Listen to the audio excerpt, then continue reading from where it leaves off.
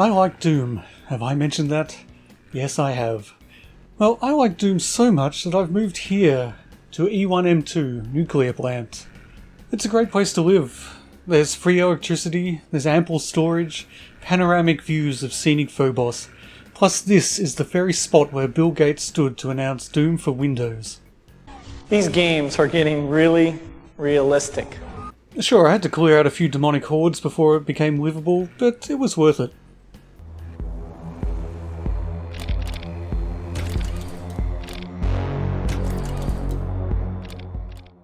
So, yes, I love Doom.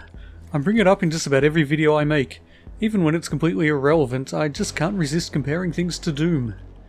In this video though, it's definitely relevant, and the comparisons to Doom will be coming thick and fast. Because today I'm looking at Prodeus, one of the most Doom-like of the recent crop of retro-inspired shooters. And that's really saying something because most of them owe a significant debt to the godfather of the FPS genre. So, have you played Doom? If you have, you're already familiar with much of what lies at the core of Prodeus's gameplay. Ah, but which Doom do I mean? Old-school Doom or its newer rebooted offspring? Well, that's actually tough to say. A viewer in one of my streams called Prodeus a sort of modern Doom 2, but I had been thinking of it more as a retrified Doom 2016. The truth, I suspect, is somewhere in the middle. If that doesn't sound entirely coherent, well, yes, you're probably right. I'm not sure I know what I mean myself. But let's have a look at the game and maybe we can figure it out. First things first, the difficulty settings.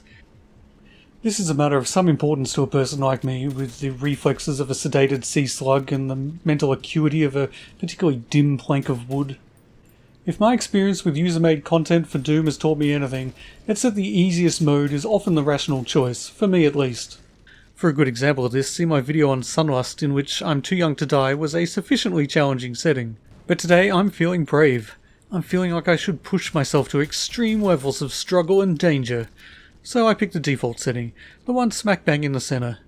As George Costanza would put it, I'm right in the meaty part of the curve, not showing off, not falling behind. And hell, if I end up finding this too tough, you can adjust the difficulty anytime you want, which really reduces the jeopardy. So, the game starts with a complete lack of narrative. There's no indication of who you are, where you are, or why you are, you're just here. And here appears to be a spaceship that's in some serious distress. This actually reminds me strongly of the opening of Unreal, the classic FPS from the late 90s, where you start off as an inmate on a crashed prison ship. Is the similarity deliberate? Possibly, possibly not. You wander around for a bit, find some dead bodies and some fire, and then stumble upon a mysterious purple rune in a sealed room. There's a glowing red button which simply demands to be pressed, whereupon weird stuff happens.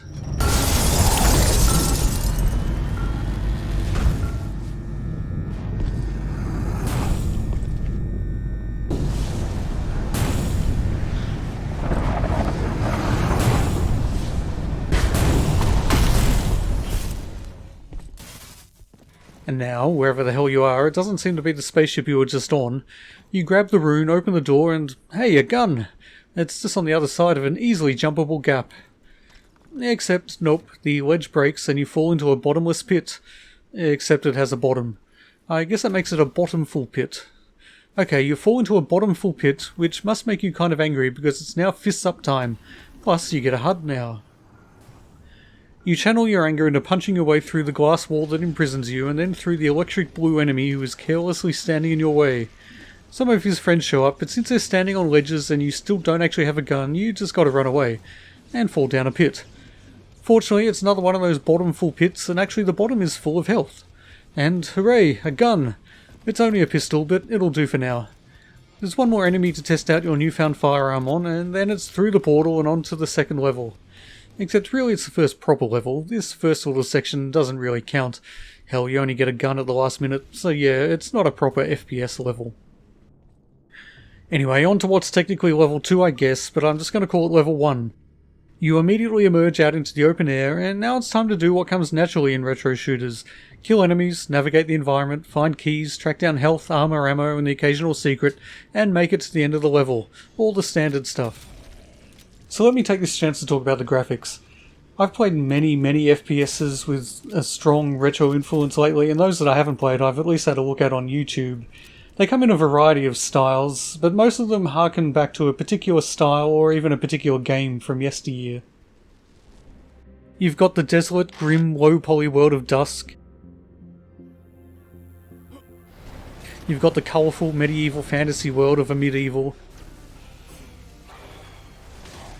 You've got the demonic lava-soaked underworld of Hellbound. You've got the hectic, futuristic world of Ion Fury, which is an impressive looking game, notwithstanding the fact it uses the ancient build engine. But of all the boomer shooters I've played, or at least seen, Prodeus is definitely the one that has the graphics I find most appealing. Now, I'm not talking about the visual design, that's a separate element. I really do just mean the graphics, the way the game world is rendered. A lot of games like this have claimed to use modern technology to create an old school aesthetic, and many of them have done a great job at that, but for my money this is the only one that has truly succeeded. This is the only one that looks retro enough to appeal to my sense of nostalgia and modern enough to satisfy the irritating voice in my head that says, hey, you just brought a stupidly expensive PC, you better make good use of it. Everything is pixelated, but it's not so low fidelity that it just becomes a blocky mess. The lighting is colourful and shiny, but it's not so eye-gougingly over the top that it becomes distracting. The landscape is crafted from relatively few polygons, but it's not so primitive that it just becomes a boring expanse of cubes. Many elements and visual effects are created with 2D sprites, and they always look appropriate. And speaking of visual effects, then there's the blood. Dear God, the blood. Back when I played Mortal Kombat on the Mega Drive, I considered gore to be an inherently good thing in a video game. I don't necessarily feel that way anymore, but I also have no problem with gore so long as it's done well and for a good reason. And holy crap is it done well in this game. And as for a good reason, well, the simple beauty of the glorious scarlet explosions of blood that paints the walls red and drips sumptuously from the ceiling is reason enough. I swear I'm not a psychopath, although it is kind of disturbing that this is not the first time I've felt the need to assert my sanity in one of my videos. Anyway, I guess the graphics ultimately speak for themselves. Not everyone's going to like the look of the game as much as I do, and that's fine, but I think you'd be hard-pressed to argue it's not successful in achieving its own unique look. So yes, I like the graphics, but let's take a look at the bricks and mortar of the game, by which I mean the level design and the fundamental gameplay elements. I will say at this point that while the level design is pretty decent overall, and I never got bored navigating through the various maps, I don't think they're really interesting enough to bear a detailed explanation for each one, like I did for Sunlust, the Doom Megawad that remains my all-time favourite. In fact, although they're all competently designed at the very least, there are a few real standout moments amongst them, and once I'd finished playing through what the game currently has to offer, and remember it is still in early access, they'd mostly merge together in my memory. The environments get kind of samey too. There is some variation. One level has a lot of lava, one level features sprawling caverns, some levels have more outdoor areas, some feature big man-made structures, but the feel of the levels, it doesn't change much over the course of the game. That said, this first proper level is a good solid introduction to Prodeus. As expected, it starts with the basics. Your only weapon is the humble pistol, and the only enemy you face to begin with are relatively harmless zombies. Except, as becomes increasingly apparent as you progress, there's nothing humble about this pistol. Over the course of my playthrough, which was on the default medium difficulty, I'd say it was easily the gun I'd used the most. It's accurate over most ranges, it fires as fast as you can pull the trigger, it reloads relatively quickly. Yes, the reloading. It's one of the very few things this game has that isn't a Doom staple. I don't think it's too much of an issue, but I don't think it adds anything, and I'm honestly kind of surprised that the developers chose to deviate from Doom in this one regard. Because, to be honest, there are so many elements that do seem to have been ripped directly from Doom in one form or another. Almost every weapon has a very obvious Doom equivalent, although they do also tend to have an added little twist in this game, like the ability with the pistol to aim down the sights and unleash a 3-round burst. And actually, I almost never use that feature. I found the pistol to be better just for rapidly pointing and shooting. The shotgun is also rather Doom-like, although to be fair, a shotgun is a simple tool you don't necessarily want to be reinvented. Plus, this version has a charge function that is a bit more useful than the pistol's 3-round burst. But it's the enemies that are most similar to, or dare I say derivative of, those of Doom.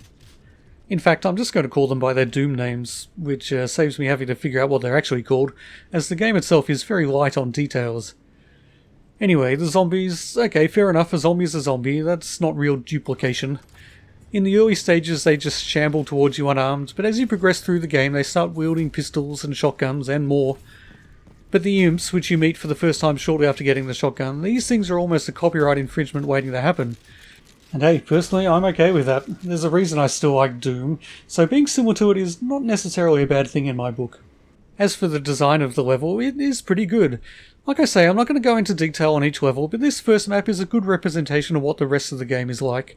It's not a particularly open design, but there is enough complexity and enough non-linearity to keep you engaged and interested. There's a good bit of verticality and variety. You go from the cliff top to a big building, then to a smaller building that houses the red key, and then do a bit of backtracking. There's also a rune that you need to find. There's one of these in every level, and they're required to access later levels. They're not hidden away or anything. In fact, it's usually necessary to pick them up in order to proceed. Ultimately, this is a decent, well-designed level, but it's not super memorable, and it has that much in common with pretty much every other map. There's one last element this first proper level introduces you to, and that's this game's version of a cacodemon. And okay, I admit in this case, the comparison is a little weaker. I mean, it's still a red floating ball of nastiness that lobs fireballs, so the comparison is definitely justified. But it's nowhere near as mobile as a cacodemon, and its fireballs leave a nasty patch of damaging goo on the floor, which is a nice touch, as irritating as it can sometimes be. Oh, whoops, there is one more thing to be found in this level, the shredders, which are dual-wieldable machine guns. I forgot about them because I almost never use them. They kill things quickly, but they also chew through your ammo and need frequent reloading. I personally found them to be less appealing than the good old pistol, though maybe if I'd been playing in a higher difficulty, the greater damage output would have outweighed the downsides in some situations. And since I've mentioned the difficulty settings, there are 7 of them, which isn't bad. Like I said, I'm playing on the medium setting, and it's not very tough at all. That's me saying that, the man whose fingers are all thumbs and whose thumbs are ponderous and slow. So practically no one on the planet will need the easier setting, although it is fun to just run around and murder stuff with zero pressure. Unfortunately, the only thing the different settings actually change is the health of the enemies and the amount of damage they do, which is pretty standard of course, but I particularly love the way Doom's various difficulty settings added more and stronger enemies at the higher levels, and it would have been nice to see that here. Oh well. Anyway, the game progresses. Very near the start of the second level, you'll be assaulted by Prodeus' version of Doom's Pinky Demon. These ones aren't pink, and they're a good bit tougher than their rosy cousins, but functionally they're very similar. They take several shotgun blasts to kill, so you'll have to do a bit of backpedaling, and if you encounter more than a few at a time, they form a sort of angry, advancing, fleshy wall that can absorb a hail of bullets. Not long after that, you get to meet the chain gunner, and like Proteus' Pinky Demon, this enemy is a good bit tougher than its Doom equivalent. In fact, it's one of this game's most dangerous foes, which admittedly isn't saying much, on this medium difficulty anyway. But they can throw out a good amount of damage, and they're rather accurate with that big lump of a gun they're carrying around, so they're a priority target whenever they appear. Once you kill the first unfortunate chain gunner to cross your path, you get to pick up his weapon, which is a chain gun. And yes, this is another weapon that I mainly ignored in favour of the pistol, but it is at least situationally useful in big fights, as it doesn't need reloading, and although it does have a significant spin-up time, that doesn't really matter if you're just holding down the trigger until all 200 of your bullets have found a new home in some demon's softest nether regions. You get a rocket launcher around this time too, and it's a good if unremarkable addition to the hundreds or thousands of video game rocket launchers that preceded it. It launches rockets, the rockets blow things up, enough said. Speaking of your ass, it's fat. Sorry, I don't know what came over me, I reverted to a 10-year-old there for some reason. Sorry. Speaking of your arsenal, you can actually hold down the Q key to pause the action and bring up a clickable interface to select another weapon. This is useful, as pausing the combat and peacefully appraising your options sure as hell beats frenetically scrolling on the mouse wheel or hitting random number keys. And so the game continues on. There is actually a between-level map that shows you your progress through this alien hellscape, and you can occasionally make choices as to which path you want to take, but it's not a very meaningful choice, as you'll have to do every level soon enough. And like I said before, none of the levels remain particularly distinct in my memory once I'd finished the game. Some of the moments within the various levels stayed with me, to some extent at least. For instance, your first encounter with the Void Reaper, the game's version of the Pain Elemental. And I only know what this one is actually called because of the text that comes up on screen. There's another level that's just a large battle arena with waves of enemies and a bunch of names on the walls. I assume these are people who pledged to the Kickstarter campaign. There's one level where you're being targeted by snipers lurking in a central tower, and you have to make good use of cover as you go about your demon murdering.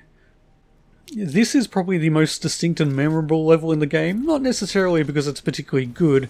In fact, I found it slightly annoying, although it wasn't bad by any means. It did at least break up the monotony of the other quite similar levels. Monotony might be the wrong word, but it feels right. Monotony, one tone. There really is only one tone to Prodeus, but fortunately it's a good one. The tone is murderous, violent, aggressive, action-packed and bloody. Oh man, the blood. Did I mention the blood? I did, didn't I? Well, it's worth mentioning again.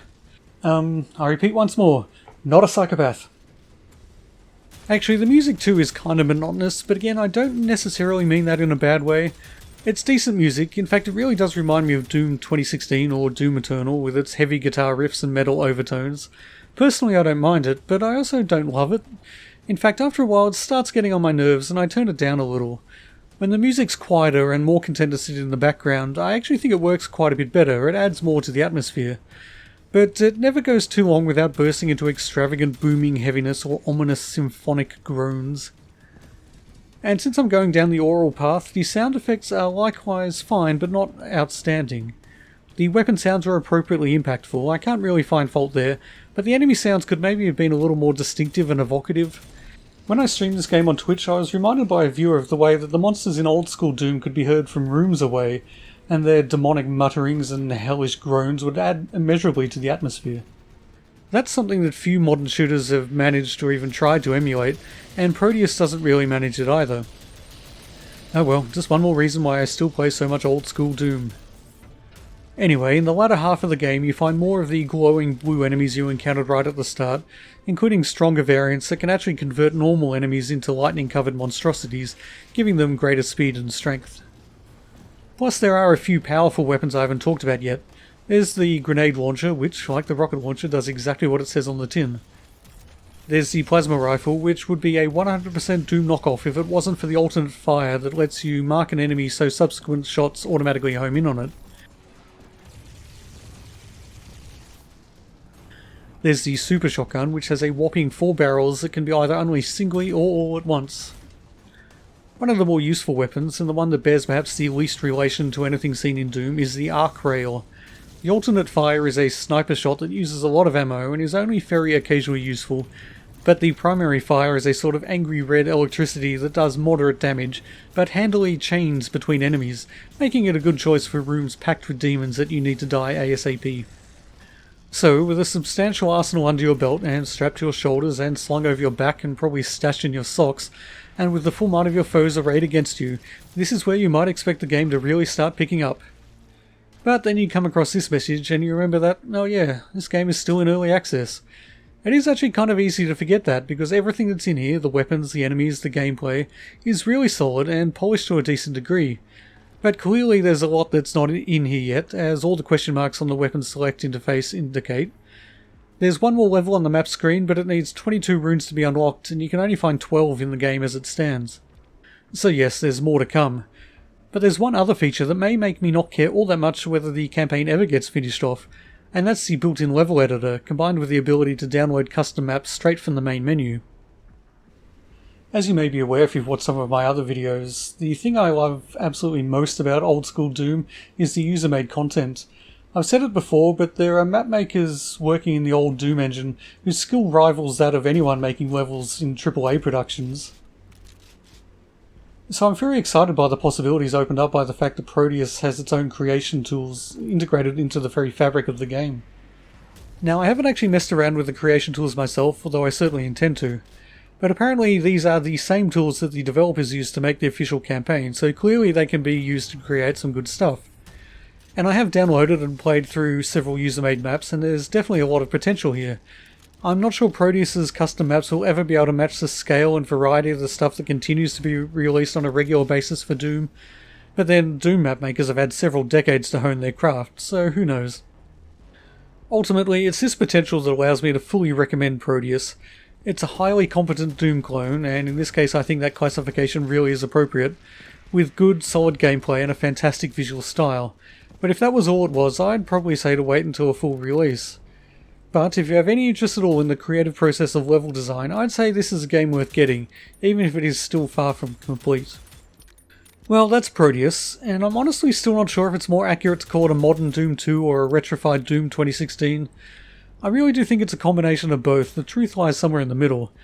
It has the simple, satisfying gameplay of old-school Doom, coupled with a lo-fi rendition of Doom 2016's visual and aural aesthetic and overall atmosphere. Regardless, I don't think it's quite as good as either old-school or new-school Doom, but it's definitely a good game in its own right. I hope you've enjoyed this video, and if you have, please remember to like, comment and subscribe. I mean, I'm sure you've remembered all those things. It's not as if you can go 10 seconds without being reminded of them on YouTube by some idiot like me, I guess, in this case. Plus, you know, follow me on Twitter, join me on Discord, come hang out with me on Twitch, yada yada yada. All the links are in the description. Until next time though, get off my lawn.